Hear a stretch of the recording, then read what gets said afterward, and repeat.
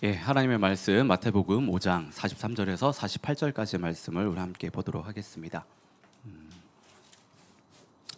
자, 그러면 저랑 한 절씩 우리 번갈아가면서 읽도록 하겠는데요. 제가 43절 읽겠습니다. 먼저 내 이웃을 사랑하고 내 원수를 미워하여라 하고 말한 것을 너희는 들었다. 그러나 나는 너희에게 말한다. 너희 원수를 사랑하고 너희를 박해하는 사람을 위하여 기도하여라. 그래야만 너희가 하늘에 계신 너희의 아버지의 자녀가 될 것이다. 아버지께서는 악한 사람에게나 선한 사람에게나 똑같이 해를 떠오르게 하시고 의로운 사람에게나 불의한 사람에게나 똑같이 비를 내려주신다. 너희를 사랑하는 사람만 너희가 사랑하면 무슨 상을 받겠느냐? 세리도 그만큼은 하지 않느냐? 또 너희가 너희 형제 자매들에게만 인사를 하면서 지내면 남보다 나을 것이 무엇이냐? 이방 사람들도 그만큼은 하지 않느냐? 그러므로 하늘에 계신 너희 아버지께서 완전하신 것 같이 너희도 완전하여라. 아멘. 아멘. 오늘은 저희가 함께 읽은 이 마태복음 5장 43절에서 48절의 말씀을 가지고요. 원수 사랑 왜라는 제목으로 말씀을 나누도록 하겠습니다. 저희가 지금 계속해서 산상수훈에 대한 말씀을 지금 보고 있습니다. 다들 기억하시죠? 그 가운데 있다라는 거 다들 알고 계시죠? 지난주에 저희가 율법에 대해서 살펴봤습니다. 기억하실 거예요. 율법을 압축하고 또 이제 압축을 하면 한 단어가 남게 되는데 그것은 율법의 핵심이라고 할 수 있는 사랑입니다. 지난주 말씀드렸습니다.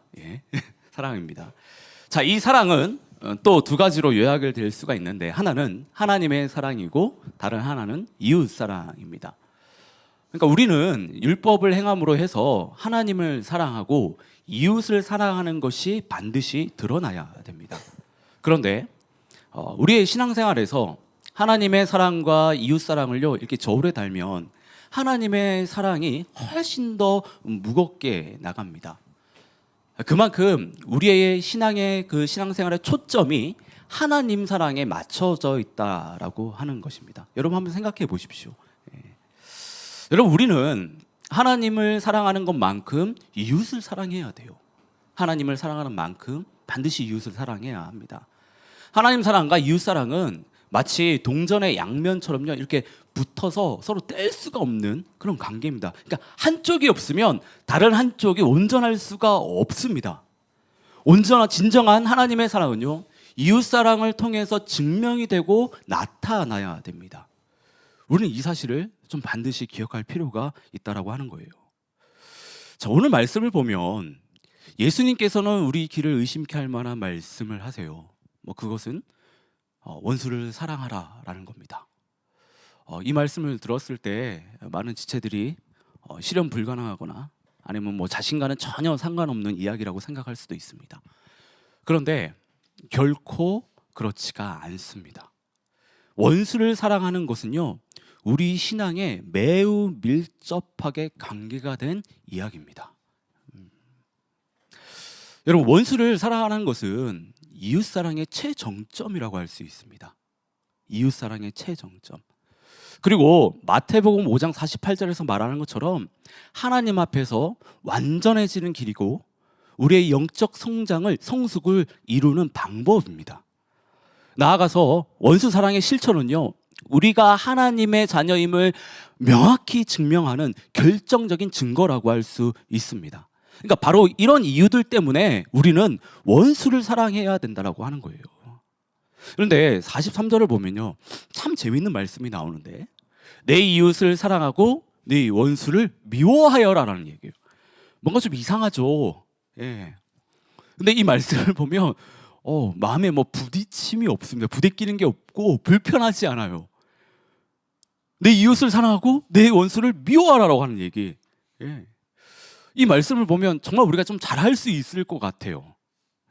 근데 여러분 안타깝지만 이 말씀은 예수님께서 하신 말씀이 아닙니다.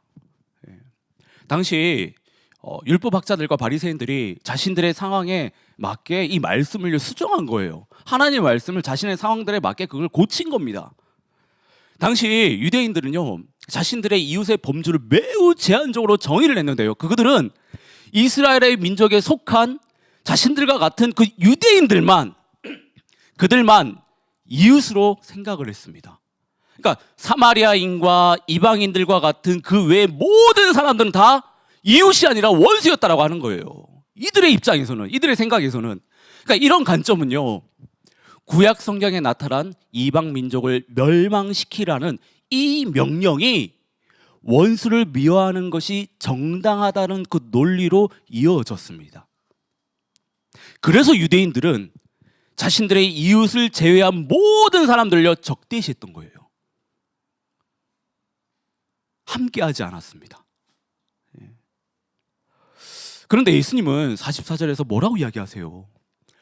너희 원수를 사랑하고 너희를 박해하는 사람을 위하여 기도하여라고 말씀합니다. 유대인들의 해석이 잘못됐다는 것을 지금 지적하시면서 이웃사랑에 대한 그 범주를요 바로 잡아주시는 거예요. 바로 잡아주시는 거. 지금 예수님은요 이웃이 아니라 원수를 사랑하라고 하십니다. 근데 율법에는 이웃을 사랑하라고 이야기합니다. 언뜻 보면 이웃과 원수는 뭔가 상충되는 것 같습니다. 그런데 이는 상충되는 것이 아니라, 부딪히는 것이 아니라, 예수님은요 원수와 박해받는 사람들까지 다 이웃에 포함시키셨어요. 한마디로 예수님이 정의하시는 그 이웃의 범주는요 제한이 없는 겁니다. 제한이 없는 거예요. 우리 생각에 도저히 이웃이라고 생각할 수 없는 그 원수까지도 이웃이라고 이야기하시는 거예요. 제한이 없는 겁니다. 여러분, 원수가 누구입니까? 원수는 단순히 나와 반대편에 선 사람이 아닙니다. 그런 사람도 원수가 아니에요. 우리에게 물질적으로, 정신적으로, 육체적으로 심각한 피해를 입혀서요 정말 억울하고 원통한 마음을 품게 하는 사람, 우리 삶을 힘들게 하거나 깊은 상처를 준 존재를 의미하는 거예요. 이 사람들이 원수입니다. 이 원수는요 필연적으로 미움의 대상이고 증오의 대상이에요. 또 복수의 대상입니다. 근데 예수님께서는 우리에게 이런 원수를 사랑해야 된다라고 지금 이야기를 하시는 거예요. 우리에게 사소한 어떤 피해나 상처를 주는 사람도 용서하고 사랑하는 것이 힘들고 버거운데, 우리에게 씻을 수 없는 그 아픔과 상처를, 그 피해를 주는 그 원수를 사랑하는 것은요 정말로 받아들이기 힘든 일입니다. 불가능한 일처럼 보여요. 우리 인간이 원수를 사랑하기 힘든 이유는 크게 두 가지로 이야기를 하거든요.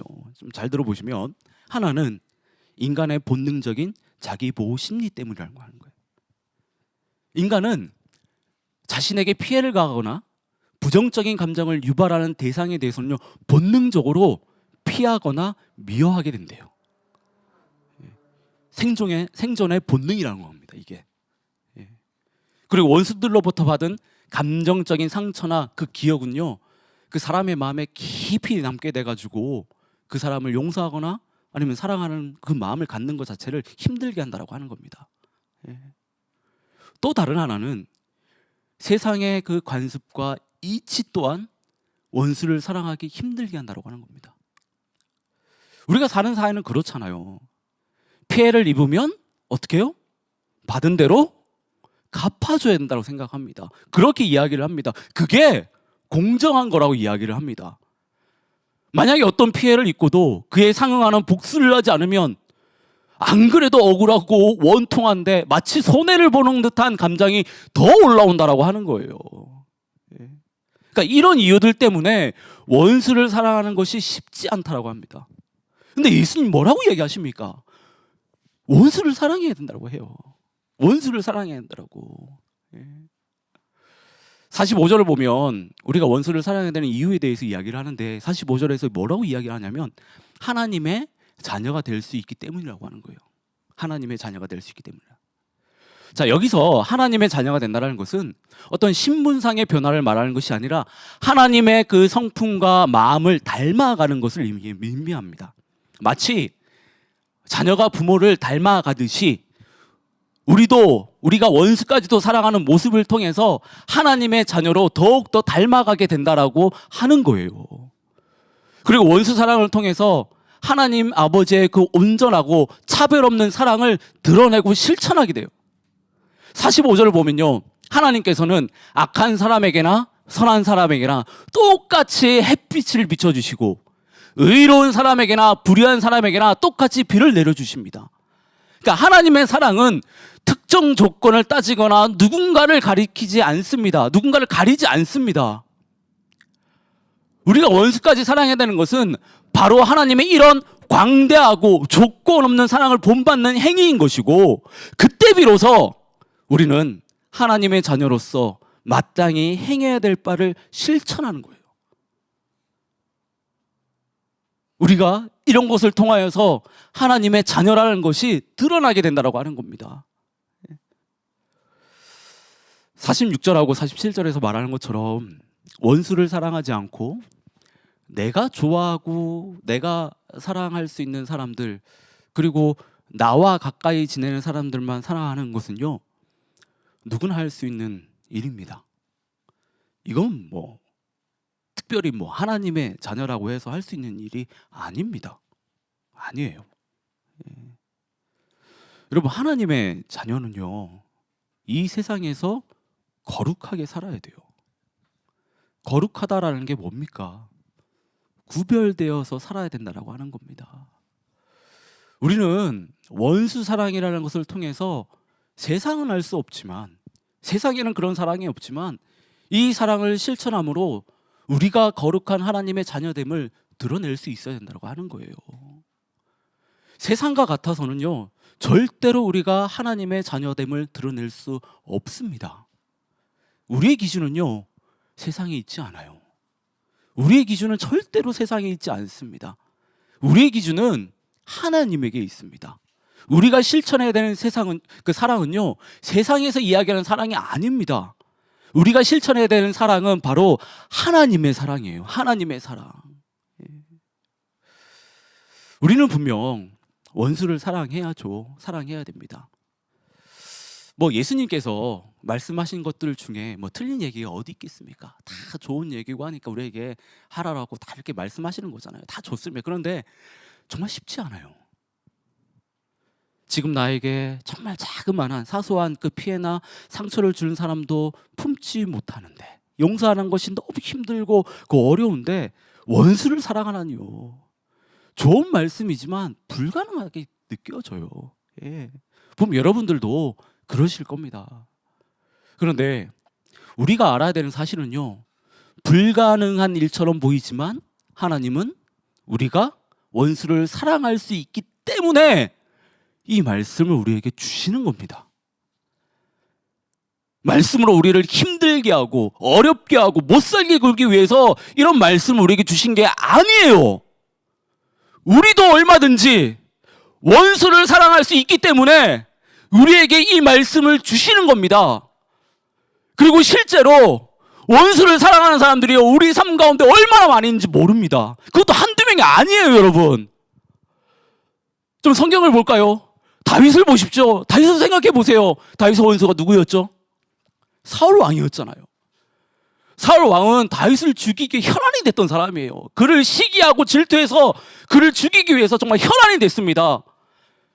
다윗은 여러분 그 이야기 아시잖아요. 사울 왕을 죽일 기회들이 있었지만 그는 죽이지 않습니다. 그리고 나중에 사울 왕이 죽었었을 때 다윗이요, 사울 왕이 죽었다는 것을 알고 꽃이다, 잘됐다, 이렇게 반응하지 않았습니다. 그가 죽은 것에 대해서 진심으로 애통했다고 하는 거예요. 진심으로. 그리고 최근에 저희가 살펴본 요셉은 어때요? 요셉은 어떻습니까? 요셉의 원수들이 누구였죠? 형제들이었잖아요. 형제들이었잖아요. 자신을 죽이려고 했고 나중엔 이집트의 노예로 팔았습니다. 그런데 나중에 어떻게 됩니까? 요셉의 형제들을 다 품습니다. 그들을 사랑했다라고 하는 거예요. 요즘을 넘어오면 어떨까요? 많이들 알고 있는 짐 엘리엇 선교사님의 이야기. 에콰도르 선교를 가서 원주민들에게 죽임을 당하시죠. 순교를 하십니다. 그 후에 짐 엘리엇 선교사님의 그 부인과 또 함께 그때 선교했던 선교사님의 가족들이요, 다시 그 지역을 방문을 합니다. 그곳에 가서 자신의 남편들을 죽인 그 원수들에게 복음을 전합니다. 복음을 전해요.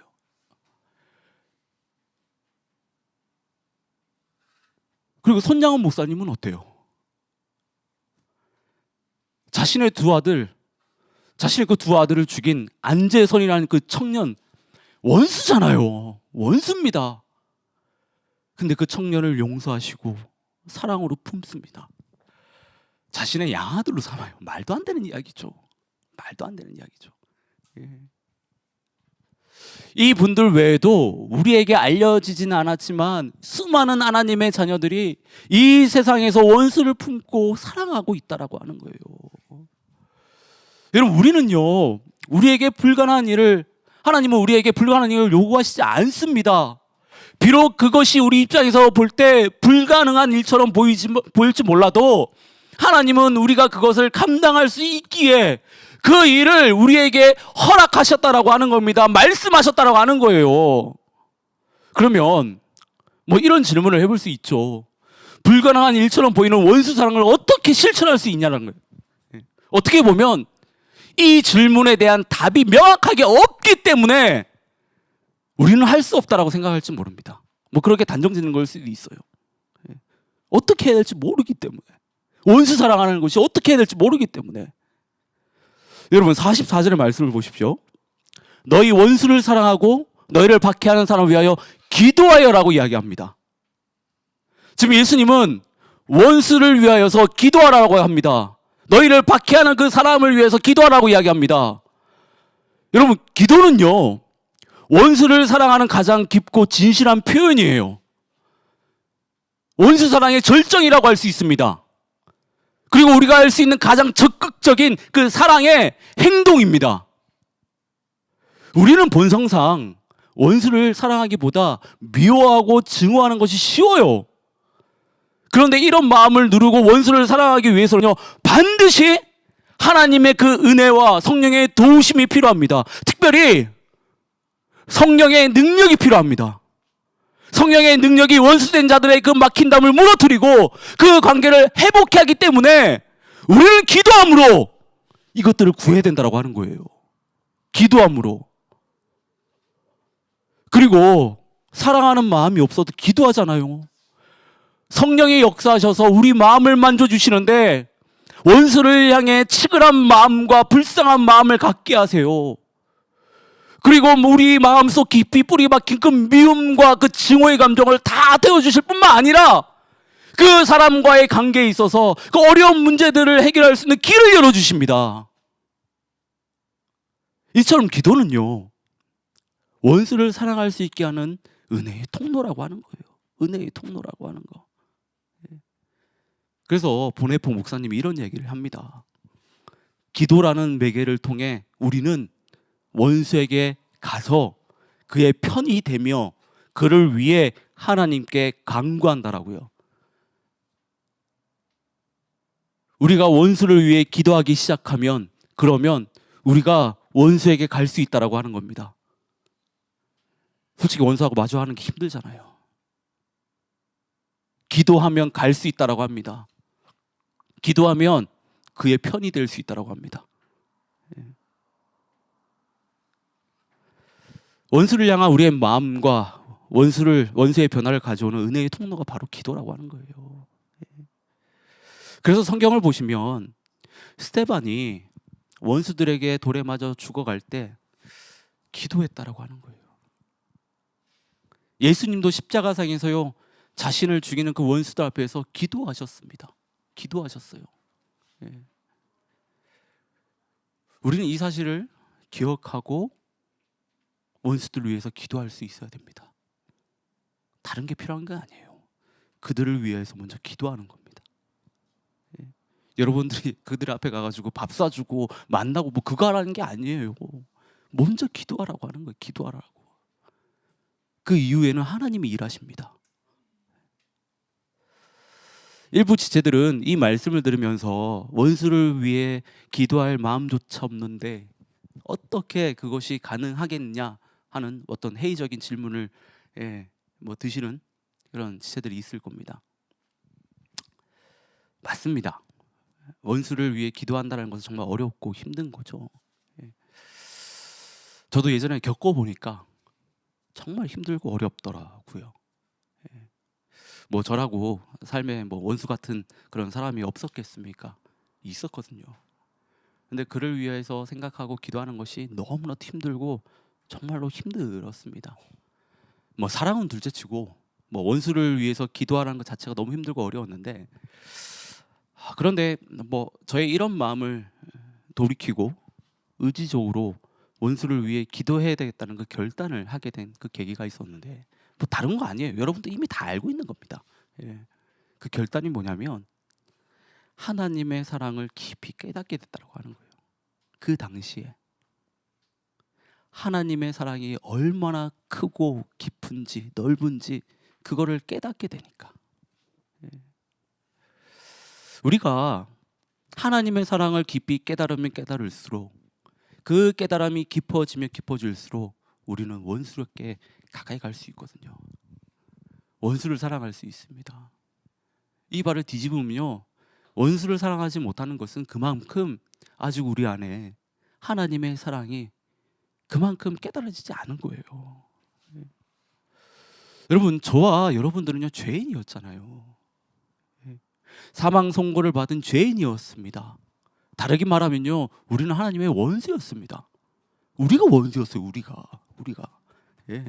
그런데 죄인된 원수된 우리를 하나님께서는 구원하시고 하나님의 그 자녀를 삼기 위해서 자신의 외아들 예수님을 이 세상 가운데 보내시고 십자가에 달려 돌아가게 하셨다라고 하는 거예요. 여러분, 우리는 여기서 우리가 분명히 알아야 되는 사실은요, 우리가 죄인이었을 때라고 하는 거예요. 원수였을 때라고 하는 겁니다. 하나님이 우리를 사랑하셨습니다.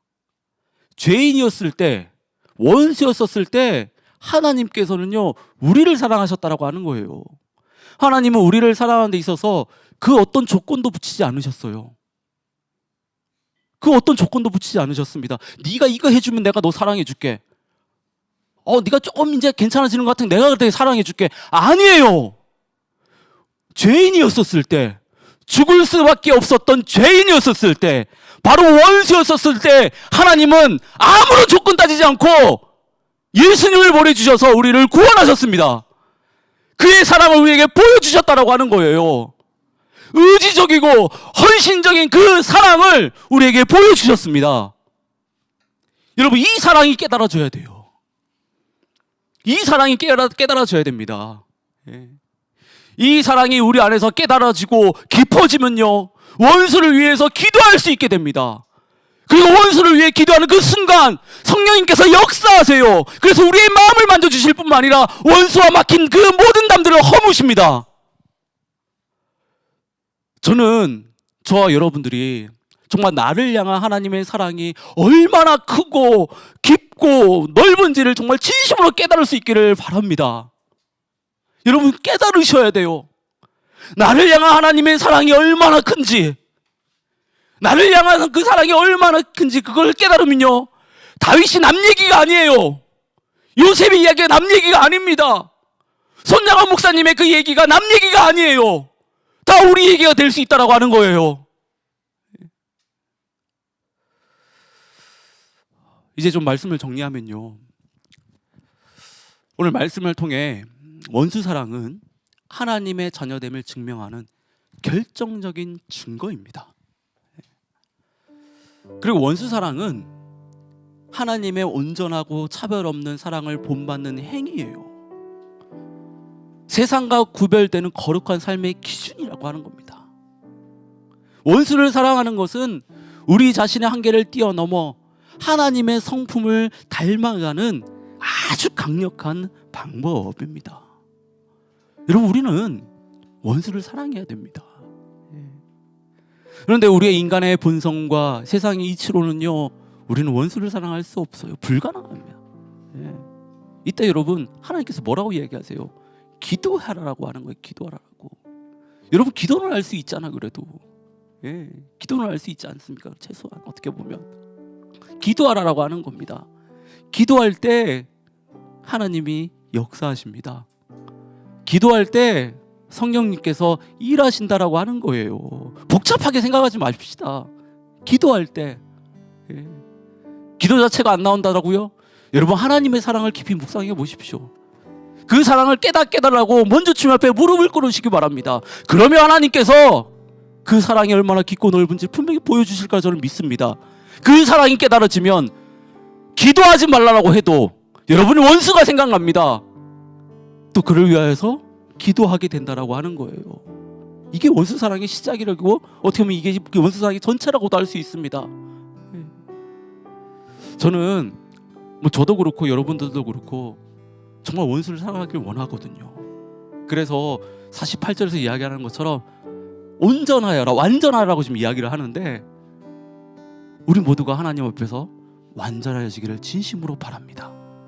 하나님으로부터 그런 이야기를 들을 수 있는 우리 모두가 되기를 진심으로 축원합니다.